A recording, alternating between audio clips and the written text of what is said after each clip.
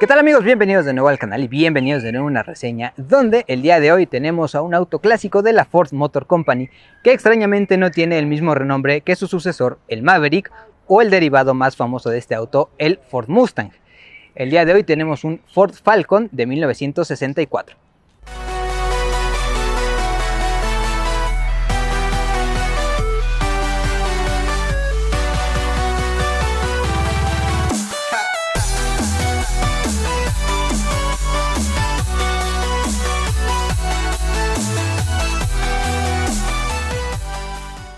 El Falcon fue uno de los modelos más globales de Ford, pues a principios de los 60 se fabricó y vendió en Norteamérica, Sudamérica y Australasia. De hecho, en los mercados del Cono Sur y especialmente en Argentina, el nombre Falcon vivió mucho más que en Norteamérica, pues el modelo de producción en ese país llegó hasta 1991, utilizando la primera generación con 6 rediseños a lo largo de su vida comercial. Por su parte, en Australia, su historia también inició en los 60s y tuvo 7 generaciones diferentes que comenzaron a ser completamente de desarrollo local en los 70s cuando Ford descontinuó este auto en Norteamérica.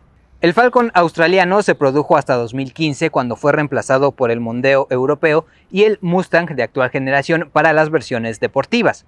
Por su parte, en México, el Falcon tuvo una historia muy similar a otros mercados norteamericanos como en Canadá y Estados Unidos, pues se presentó como modelo en 1960, aunque inicialmente se llamó el Ford 200 debido a que la licencia del nombre Falcón ya tenía dueño en México. En nuestro mercado fue ofrecido en carrocería de 2 o 4 puertas con motores 6 en línea o V8. Además de la variante sedán, en otros países se ofrecieron carrocerías pick-up denominada Falcon Ranchero, convertible, station wagon e incluso una van que después se llamaría Econoline, aunque esta en particular sí estuvo disponible brevemente al menos en México. En 1964 llegó una segunda generación del Falcon sobre la misma plataforma de la anterior iteración y se presentó al mismo tiempo en México, en donde seguía llamándose Ford 200 y los motores seguían siendo el 6 en línea 170 o 2.8 de 101 caballos de fuerza y el V8 260 de 164 caballos, aunado a una transmisión manual de 3 relaciones. Para 1965 Ford por fin pudo utilizar el nombre Falcon en México, poniéndose en línea con otros países, y las carrocerías seguían siendo sedán de 2 o 4 puertas. La tercera iteración de este compacto se presentó en 1966 y siguió utilizando la misma plataforma anterior, pero cambió un poco más las formas exteriores y además crecía en dimensiones. En esta última generación, en México solo hubo opción a motor V8, inicialmente el 260 y posteriormente el 289 o el 4.7. Como lo comentamos al inicio, en Norteamérica la vida del Falcon llegó solo hasta 1970 y en estos mercados, incluyendo en México, fue reemplazado por el Ford Maverick, que en nuestro país en su primer año, en 1971, de hecho mantuvo el nombre de Falcon, refiriéndose como el Ford Falcon Maverick. Bien, el día de hoy tenemos un Falcon de 1964, que es esta segunda generación, que tiene algunos cambios estéticos como la parrilla frontal y las unidades de luces. Al interior tenemos un tablero muy de los 60s, en donde todo está hecho en lámina, una lámina que además estaba pintada al color de la carrocería, un cuadro de instrumentos muy grande en donde central tenemos un velocímetro, digamos horizontal, también típico de la época, pero poco más. No tenemos un tacómetro, simplemente un medidor de nivel de gasolina y de temperatura del refrigerante. Muy al estilo de la época, tampoco teníamos demasiados testigos luminiscentes, simplemente para presión de aceite y de voltaje de la batería. Esta sencillez se traduce en los interruptores que tenemos, simplemente tenemos para las luces principales, para los limpiaparabrisas que son de 2 niveles nada más, e incluso el volante es súper sencillo con un aro muy delgadito. Al centro tenemos nuestro claxon en este semicírculo, digamos, en la parte baja. Y una pequeña palanquita muy delgadita que es nuestro indicador de direccionales. La palanca de la derecha es nuestra palanca de cambios. Tenemos una transmisión manual, pero que es a la columna. Son 3 cambios hacia el frente y 1 de reversa. Y poco más. Amenidades aquí, pues bueno, teníamos un radio AM nada más, en donde teníamos, eso sí, 5 preselecciones de estaciones. Y la verdad es que nada más. Tenemos un cenicero, porque eso sí, pues era indispensable tener en los 60s. Y como otro espacio de almacenamiento, la guanterita aquí en el tablero, que es de buen tamaño, un par de cajas de pañuelos grandes, cabe ahí sin problemas. Y tenemos hendiduras para poner ahí vasos, porque pues no hay portavasos como tal en este interior. La sencillez de este auto se transmite a los paneles de las puertas, en donde tenemos un gran espacio de lámina otra vez, que está pintado el color de la carrocería. Originalmente pues teníamos un acabado más sencillo, en este caso ya tenemos un retapizado en bitono. Todo es manual obviamente, desde nuestra ventanilla. Aunque como buen auto clásico, digamos, tenemos unas aletillas que nos permiten tener una ventilación mucho más directa hacia los ocupantes delanteros. Los asientos acá adelante eran de banca corrida, entonces teóricamente podían viajar 3 personas aquí al frente, de un acoginamiento bastante cómodo. Eso sí, no teníamos cinturones de seguridad ni siquiera acá adelante. Entonces, bueno, la seguridad no era una de las prioridades en estos años. Como detalle interesante y que es un equipamiento que no hemos visto incluso en autos de los 80s, tenemos un espejo retrovisor interno con modo de día y de noche, es decir, para que no nos deslumbren los autos que van detrás de nosotros en la noche. Un detalle, la verdad es que bastante interesante, o por lo menos curioso. Lo que sí es que las viseras acá arriba pues no tenían espejos de vanidad, eran unas viseras, eso sí, muy grandes, pero no tan pensadas como para el confort. Tenemos una única luz de cortesía aquí al centro y poco más. Aunque esta era la versión de 2 puertas, era una versión sedán, entonces las plazas traseras son bastante utilizables, pero pasemos a verlas. Para entrar a ellas, de hecho, no se necesita más que doblar el asiento y se dobla como de modo diagonal para permitirnos accesar bien a esas plazas traseras, y de hecho es más fácil de entrar ahí que en algunos otros autos mucho más modernos que hemos visto. Bien, en las plazas traseras de este Falcon encontramos una banca que es muy similar a la delantera, obviamente corrida. 3 personas viajan acá atrás sin demasiados problemas, y a pesar de que tenemos obviamente un auto con tracción trasera, no tenemos un túnel de transmisión tan prominente como esperaríamos. Amenidades acá atrás, si adelante son contadas, acá pues también simplemente tenemos 2 ceniceros, obviamente para cada uno de los lados, para que nadie sufriera por no fumar. Y ventanillas que se pueden bajar, aunque no completamente, llegan como a la mitad, pero les digo, para fumar y dejar caer nuestra ceniza o para tener una buena refrigeración, suficiente. Espacios de almacenamiento acá atrás, eso sí, no hay ninguno. El respaldo del asiento trasero tampoco se abatía, era un equipamiento que no era común de ver en estos años, aunque el espacio de la cajuela era bastante suficiente para una maleta grande o 2 medianas, a pesar de que la rueda de refacción que está montada en la cajuela, como era típico también de estos autos, nos quita pues prácticamente 1/3 del espacio de la cajuela. Aún así, incluso al día de hoy es una cajuela espaciosa, y en la época se entiende que era un auto familiar bastante práctico. Y seguridad, pues como ya lo habíamos dicho, tampoco. No tenemos cinturones de seguridad en ninguna de las plazas, ni cabeceras, ni bolsas de aire obviamente, o frenos ABS. De hecho, los frenos en este auto eran de tambor en las 4 ruedas, eso sí, ya eran hidráulicos, pero lo que no teníamos hidráulico era la dirección.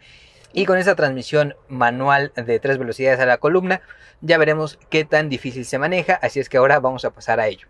Bien, manejando este Falcon, de verdad es que es transportarse a otros tiempos completamente. Empezamos por el hecho de que no tenemos cinturón de seguridad, y como habiendo crecido con ese equipamiento, uno se siente como súper desprotegido, digamos, en ese sentido. Y luego la transmisión es de verdad, es el primer auto de hecho que manejo con transmisión manual a la columna, y es todo un evento, de verdad que uno admira a las personas que manejaban diariamente estos coches, porque todo requiere un poquito más de esfuerzo. La dirección para maniobras de estacionamiento, que obviamente no tiene dirección hidráulica, es muy pesada. El radio de giro no es nada bueno, y cuando vamos andando tiene un juego que de verdad es impresionante. Estoy moviendo prácticamente la mitad del volante y no pasa nada en las ruedas. Lo que sí es que, bueno, ya que andamos se vuelve mucho más suave, no es tan difícil cambiar la dirección del auto. Y también en cuanto a la caja, la verdad es que podemos andar en segunda a velocidades de ciudad sin ningún problema. Tiene tanto torque el motor que podemos pasar topes y demás, que en segunda prácticamente no hay que cambiar a primera. De hecho es lo que estoy haciendo, porque incluso los pedales se sienten como diferentes. El del acelerador está como pegado al piso de la parte baja, como si fuera camión.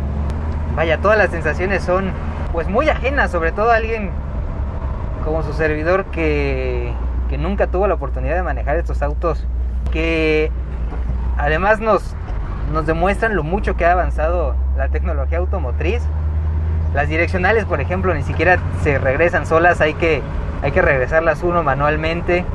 Pero la diferencia de estar en un coche tan, digamos, tan crudo, tan manual, tan mecánico en todo, es bastante refrescante. Nos hace apreciar lo fáciles de manejar que son los autos modernos. O sea, de verdad, ahora simplemente te subes, aprietas un botón y no tienes que preocuparte por nada. Aquí tenías que estar atento a muchas cosas a la vez.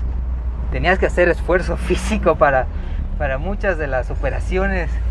Y te das cuenta que de verdad estás moviendo una maquinaria pesada de 2 toneladas, que en los autos actuales se llega a perder mucho esa sensación. Es ya como simplemente te subes y te vas. Creo que se demostraba como el respeto que hay que tenerle siempre a una maquinaria de este tipo. Ahora, hablando por ejemplo el motor, este es el motor, digamos, pequeño en esta época, el 260, 164 caballos, que posiblemente en torque sea mucho más, porque mueve sin ningún problema el auto. Les digo, en segunda prácticamente lo podemos manejar en cualquier situación. Primera está como simplemente para arrancar, y tercera pues para llevarlo un poco más relajado en situaciones de vías rápidas.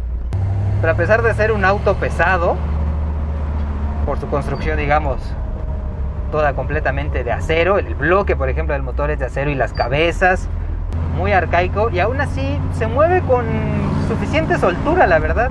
La suspensión es muy a la vieja usanza, muy suave, lanchona, digamos.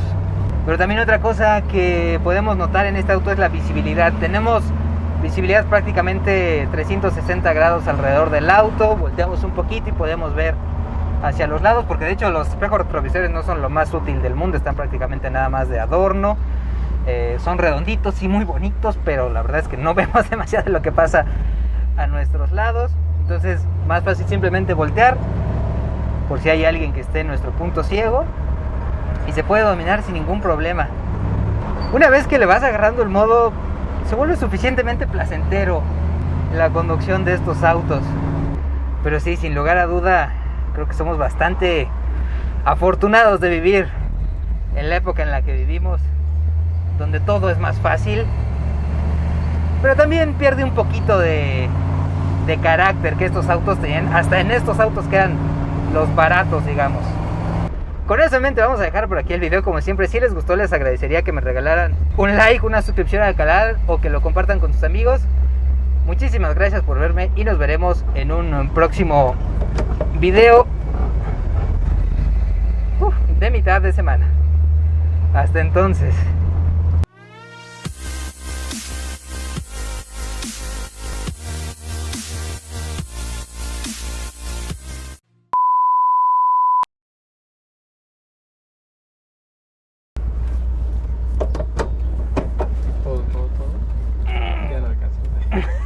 Tenías que ser más rápida. Ese era el hecho antiguamente. Éramos rápidos. Acelerar un poco más para que no te falle.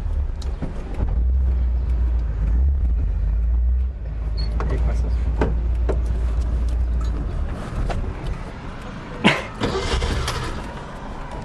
Ahorita te ayudo.